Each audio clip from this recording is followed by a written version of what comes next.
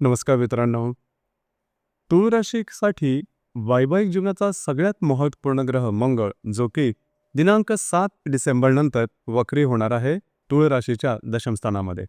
याचप्रमाणे द्वितीय भ्रमण करणारा जो बुध आहे, हा 16 डिसेंबर नंतर मार्गस्थ होणार आहे. तुळ राशीचा सगळ्यात महत्त्वपूर्ण ग्रह शनी, जो की तुळ राशीचा राजयोगकारक ग्रह सुद्धा आहे, तो पंचमात मार्गस्थ होणार आहे. हे ग्रह आणि इतरही जे ग्रह आहेत त्याचे प्रभाव परिणाम डिसेंबर महिन्याकरता तुळ राशीसाठी कशा प्रकारचे असतील, या सर्व संदर्भातली खुलासेवार चर्चा आपण या व्हिडिओमध्ये करणार आहोत. तर सुरुवातीला आपण चर्चा करू की तुमचं जे स्वास्थ्य आहे, मानसिक किंवा शारीरिक, हे नेमकं कशा प्रकारचं असेल. जसं की तुमच्या राशीचा जो स्वामी आहे शुक्र, जो की तुमच्या तृतीय, चतुर्थ आणि पंचम स्थानामध्ये भ्रमण करणार आहे. पैकी चतुर्थ स्थानामध्ये तो जवळजवळ 3 तारखेपासून ते 28 तारखेपर्यंत राहणार आहे. म्हणजे महिन्याचा बराचसा मोठा कालावधी तो तुमच्या चतुर्थ स्थानामध्ये भ्रमण करणार आहे. अर्थात चतुर्थ स्थान हे सगळ्यात महत्त्वपूर्ण असं स्थान समजलं जातं. याचप्रमाणे तुमच्या राशीचा जो षष्टेश आहे गुरु, जो की अष्टमात भ्रमण करतोय आणि तो वक्री आहे. एकंदरीतच सांगायचं झालं तर शरीर स्वास्थ्यासंदर्भात कुठल्याही प्रकारचे प्रॉब्लेम तुम्हाला या महिन्यात येणार नाही, की जी अतिशय उत्तम अशा प्रकारची गोष्ट आहे.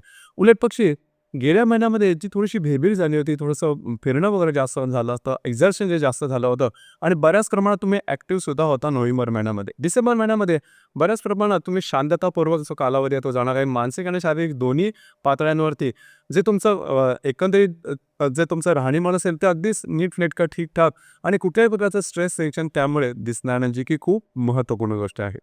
यानंतर आपण चर्चा करू तुमचा आर्थिक स्तर नेमका कशा प्रकारचा असेल. जसे की तुमच्या राशीचा जो धनेश आहे मंगळ, जो की तुमच्या 10व्या स्थानात कर्म स्थानामध्ये भ्रमण करतो आहे आणि दिनांक 7 डिसेंबर नंतर तो वक्री होणार आहे. याचप्रमाणे तुमच्या राशीचा जो पंचमेश आहे शनी, जो की पंचम स्थानामध्येच भ्रमण करतोय आणि तो मार्गी आहे. हा तुमच्या राशीचा राजयोगकारक ग्रह सुद्धा आहे. राशीचा जो अष्टमेश आहे शुक्र, जो आता सांगितल्याप्रमाणे तुमच्या तृतीय, चतुर्थ आणि पंचमातून भ्रमण करणार आहे आणि राशीचा जो लाभेश आहे रवी, जो की तुमच्या द्वितीय आणि तृतीय स्थानामध्ये भ्रमण करणार आहे. तर एकंदरीतच सांगायचं झालं तर या महिन्यामध्ये तुमचं आर्थिक स्तर अतिशय व्यवस्थित असणार आहे. काहीही काळजी करू नका. तुमची आर्थिक आवक उत्तम राहील. म्हणजे तुमच्या समाधानाची पातळी ती नक्कीच गाठेल. दुसरी महत्त्वाची गोष्ट म्हणजे थोडंसं जे तुमचं कार्यक्षेत्र आहे त्या संदर्भात काही इन्व्हेस्टमेंटच्या संदर्भातल्या काही गोष्टी समोर आल्या तर काळजी घेण्याची गरज आहे. अलर्ट होणं गरजेचं आहे. कारण तुमची इन्व्हेस्टमेंट आहे जे कार्यक्षेत्र संदर्भात ती चुकण्याची शक्यता जास्त प्रमाणात आहे. तिथे थोडंसं लक्ष द्या. त्या ठिकाणचे खर्च किंवा त्या ठिकाणचे जे तुमचे सहकर्मी किंवा वरिष्ठ असतील याच्यावर सुद्धा थोड्याफार प्रमाणात वादविवादाचे प्रसंग निर्माण होतील. सगळ्यात महत्त्वाचं म्हणजे जे तुमचं कार्यक्षेत्र असेल त्या संदर्भातली गुंतवणुकीच्या बाबतीत थोडी काळजी घेणं गरजेचं राहील.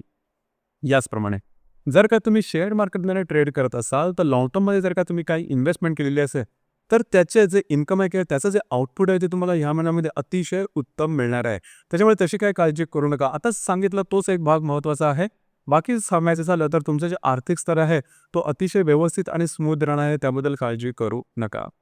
गृहसौख्याबद्दल सांगायचं झालं तर तुमच्या राशीचा जो चतुर्थेश आहे शनी, जो की पंचम स्थानामध्ये स्वतःच्या राशीमध्ये आहे, तो मार्गस्थ आहे आणि चतुर्थ स्थानामध्ये दिनांक 3 तारखेपासून ते जवळजवळ 28 तारखेपर्यंतच्या कालावधीमध्ये शुक्र जो ग्रह आहे तो भ्रमण करणार आहे. तर अतिशय चांगल्या अशा प्रकारचं हे भ्रमण आहे.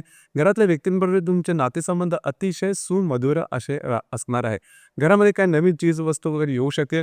तुमच्या वास्तूच्या संदर्भातलं जर का तुम्हाला काही काम करायचं असेल, नवीन वास्तू घ्यायची असेल, असलेली वास्तू विकायची असेल किंवा वास्तूच्या संदर्भात काही उपाय करायचे असतील तरी सुद्धा हा संपूर्ण जो महिना आहे, हा महिना तुमच्यासाठी शुभफलदायी असाच असणार आहे.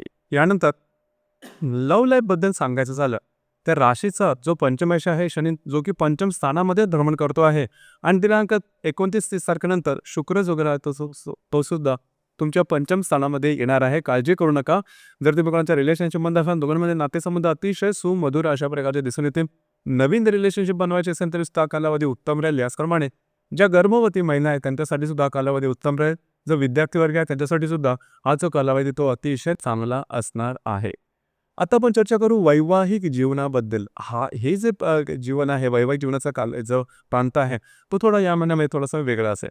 वैवाहिक जोडीदाराचे नातेसंबंध तुमचे खूप चांगले राहतील. कारण तुमच्या राशीकरता जो सगळ्यात महत्त्वपूर्ण ग्रह आहे मंगळ, जो की वैवाहिक जीवनाचा कारक आहे, तो आहे दशम स्थानामध्ये, परंतु तो वक्री असणार आहे. ही गोष्ट थोडीशी महत्त्वपूर्ण आहे.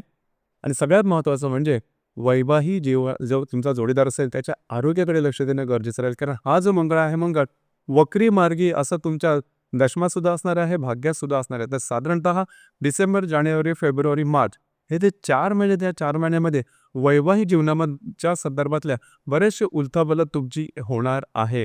थोडंसं या संदर्भात अलर्ट राहणं गरजेचं राहील. खास करून वैवाहिक जीवनाच्या आरोग्याकडे जास्त लक्ष देणं गरजेचं राहील. यानंतर आपण चर्चा करू जे तुमचं कार्यक्षेत्र आहे त्या संदर्भात. तर तुमच्या राशीच्या दशम स्थानामध्ये किंवा कर्मस्थानामध्येच मंगळ आहे, तो असणार आहे, भ्रमण करणार आहे आणि महत्त्वाचं म्हणजे तो वक्री होणार आहे. तर या संदर्भात ज्या ठिकाणी तुम्ही काम करता, नोकरी करता किंवा व्यवसाय करता त्या ठिकाणचे सहकर्मी किंवा वरिष्ठ यांच्याबरोबर वादविवादाचे प्रसंग निर्माण होतील आणि त्याचं पर्यवसन तुमच्या मानसिकतेवरती जास्त प्रमाणात होईल आणि स्ट्रेस एवढं होऊ शकेल तुम्हाला वाटेल की ही नोकरी सोडून द्यावी किंवा जर का तुम्ही कुठला बिझनेस वगैरे करत असाल तो स्विच करावा किंवा दुसरा बिझनेस करावा किंवा याच्यातून बाहेर पडावं असा काहीसा थोडासा समजेल. तर काळजी करू नका. साधारण मी मगाशी सांगितल्याप्रमाणे ह्या ज्या गोष्टी किंवा हे जे स्ट्रेस आहेत ते साधारणतः 4 महिन्यापर्यंत राहणार आहेत. आणि इथे दुसरी एक गोष्ट महत्त्वाची ती म्हणजे गुरुचं बळसुद्धा तुमच्या राशीला नाही, कारण गुरु अष्टमात आहे आणि तो वक्रीसुद्धा असणार आहे.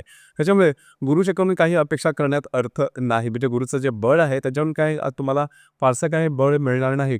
त्यामुळे थोडंसं सहन करणं गरजेचं आहे. तुम्हाला कदाचित वाटेलसुद्धा की आपल्याकडं थोडंसं जास्त काम करून घेतलं जात आहे किंवा आपला वापर केला जात आहे आणि त्या प्रमाणात आपल्याला ॲप्रिसिएशन मिळत नाही आहे.